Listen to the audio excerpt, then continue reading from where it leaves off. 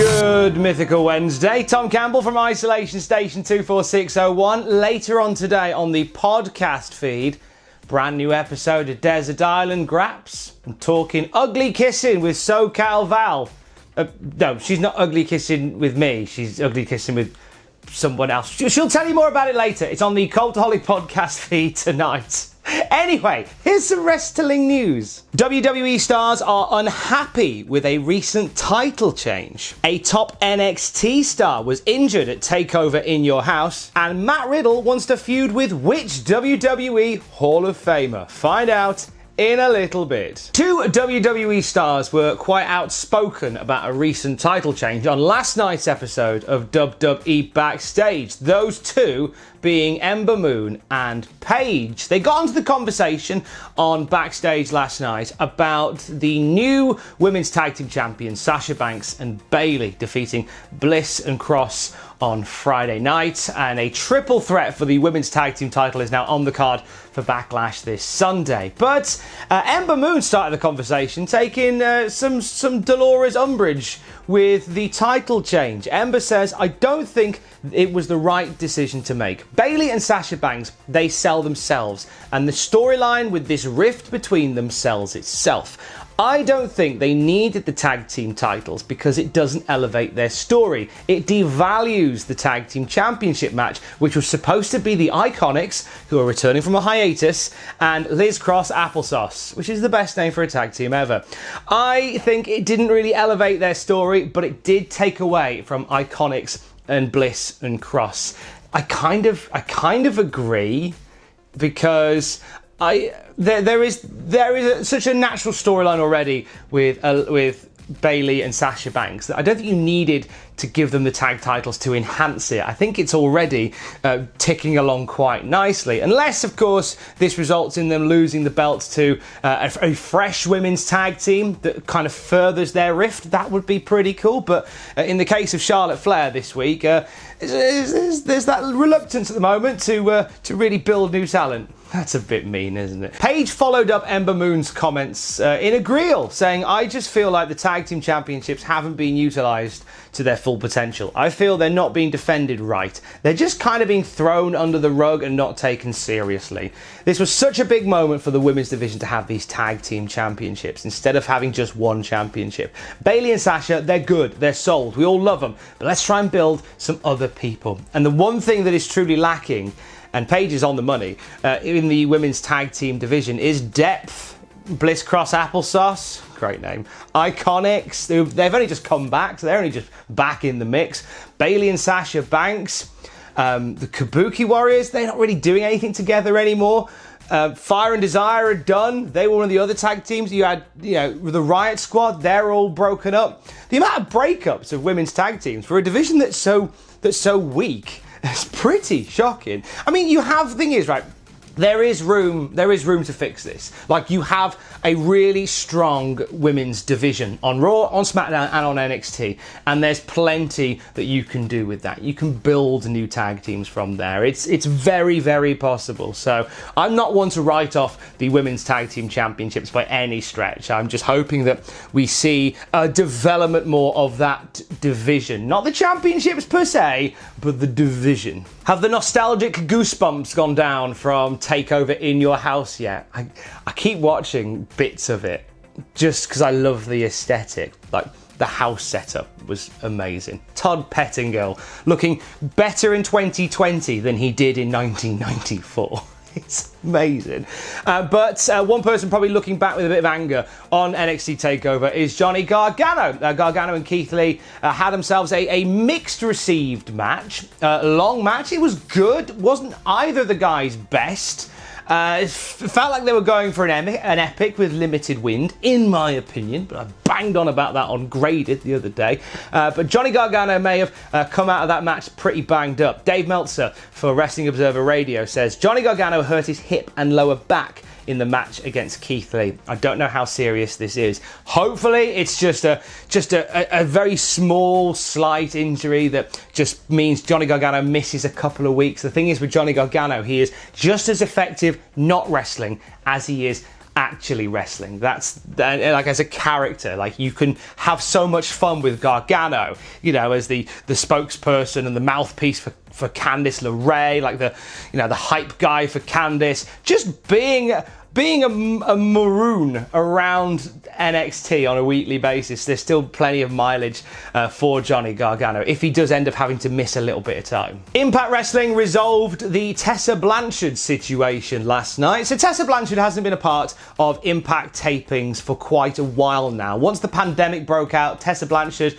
decided to not go along to the tapings, and everybody who have been a part of wrestling shows during this pandemic were given that option, and some took it and some didn't. And Tessa Blanchard said, you know what, I don't feel comfortable, I'm just going to step away.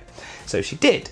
So she hasn't been on TV for a while, and another taping has come and gone, and Tessa Blanchard wasn't there. They addressed the world title situation on Impact last night. Tessa Blanchard is coming back to the company, and she will defend her Impact World Championship at Slammiversary on July the 18th. They're putting a 5-way match on for the Impact World title, featuring Ace Austin, Eddie Edwards, Michael Elgin, Trey Miguel from the Rascals, and of course Tessa, the defending champion. This 5-way match is actually really ingenious because it ties up loads of storylines that Impact currently have ticking over. Of course, they address Tessa Blanchard not being there and putting her into this match. Michael Elgin and Eddie Edwards were both meant to face Tessa at Rebellion. That match didn't happen because of the pandemic. Ace Austin won the #1 Contenders tournament and has a title shot basically ready for him. And Trey Miguel from the Rascals was attacked in that tournament and didn't really get his fair opportunity at the belt. So they're putting him in this 5-way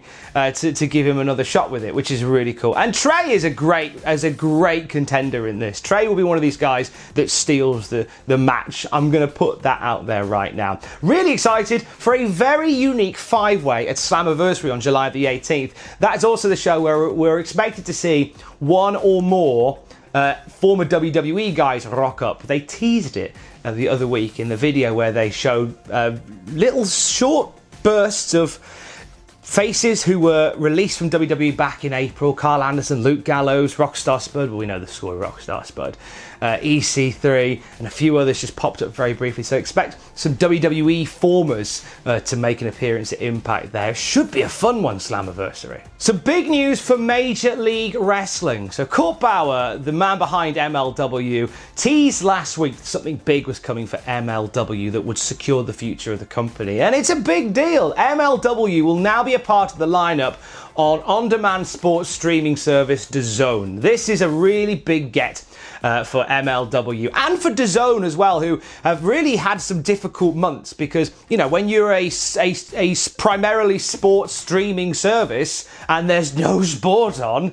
it's going to be a little tough one. You know, there's only so much Extreme Tiddlywinks can draw people in. Sadly, they're not showing Extreme Tiddlywinks. I don't even think that is a sport. But if we can change that together, you and I, that'd be fantastical. MLW is a phenomenal company that have really been doing some really great stuff on their own YouTube channel as of late. But Court Bauer turned around and said that, look, we're not going to put on shows in front of no crowd, so we are taking hiatus. There's an announcement pending, and here it is. They're going to be part of DAZN. Now, it means that MLW is going to have a weekly presence on DAZN, and if you can't wait that long, if you're a subscriber already, I think most countries in the world have access to MLW stuff right now because you can watch a few episodes of MLW Fusion and you can watch the Opera Cup as well. That's ready for you to watch before they get back into the rigors of streaming episodes of MLW. I know that MLW are back in Dallas in October. There's plans to do a bulk of tapings there. By October, chances are a lot of social distancing is going to be relaxed and they'll be able to perform in front of a live audience. Big news and massive love for Major League Wrestling. And if you do need some fresh wrestling to watch, maybe you haven't had time to check out MLW, why not check out their YouTube channel, watch full episodes of their shows right now. A really cool product they've got going on. Bobby Lashley, but not Bobby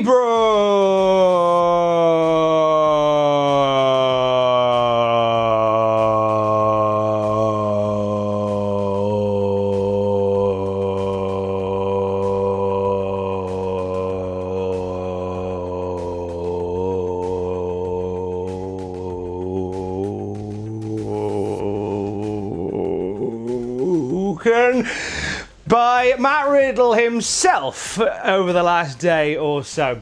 The newest call-up to Smackdown has been talking about one of the Hall of Fame guys from WWE that he would love to work with. And it's a guy that's been connected with Matt Riddle for the last week or so, that being, of course, Olympic gold medalist Kurt Angle. Matt Riddle talked to TalkSport about this and said, "We'll tell you what crossed my mind originally. There's this management thing with Kurt Angle, but then in my head, and maybe this is just greedy me, when I see Kurt Angle, even if I like him and I'm friendly with him, I know the money is in beating up Kurt Angle. I was really hoping that he was going to cost me the cage match, and then the bro was going to snap and beat up Kurt Angle. Some deadlift German suplexes on an Olympic gold medalist from the Stallion. You telling me everybody at home wouldn't be like, no, he didn't just dump him on his head? I'd be very nervous because that's what I would do. It would have been crazy. Like, intrigued by that. I don't know if I want to see Kurt Angle dropped on his head by anybody, no matter how safe you are. Bless him. Or, Matt Riddle goes on, he could have managed me. And then we had the back and forth with Baron Corbin because Corbin ended his career. Then I would go on to beat the crap out of Corbin, which I would. That would have been pretty cool too. But I'll say this, even if Kurt is not there and I still beat the crap out of Corbin, that's still pretty cool too. So all good. So Matt Riddle would have loved a feud with WWE Hall of Famer Kurt Angle. I think that many people would as well. Matt Riddle, the idea of Matt Riddle and Kurt Angle in Kurt Angle's heyday is, it actually, I can feel a little tear in that eye. In fact, what I'm going to do is I'm probably, when I finish work today, I'm probably going to bust out WWE 2K19 and do a submissions only match in a cage between Kurt Angle and Matt Riddle. Let me live my life. Let me have nice things. Stay safe. Love you. Bye.